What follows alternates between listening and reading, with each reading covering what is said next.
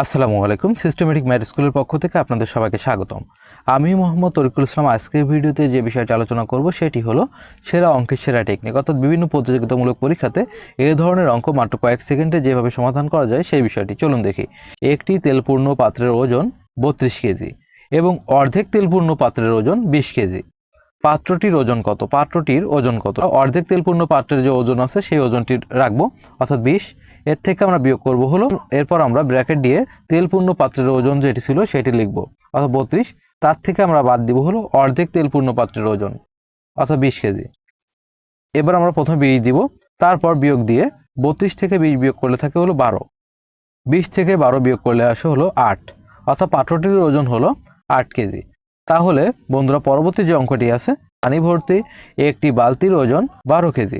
বালতির অর্ধেক পানি ভর্তি হলে তার ওজন 7 কেজি। বালতিটির ওজন কত? আশা করি উত্তরটি আপনারা কমেন্ট বক্সে দিবেন।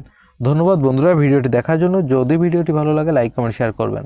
আর যারা নতুন আছেন ভিডিওটি দেখছেন, অঙ্কের এমন আরও অনেক টেকনিক শিখতে বা জানতে আমার আইডিটি ফলো রাখবেন। আর যারা আমার ইউটিউব চ্যানেল থেকে ভিডিওটি দেখছেন তারা আমার ইউটিউব চ্যানেলটিকে সাবস্ক্রাইব করবেন।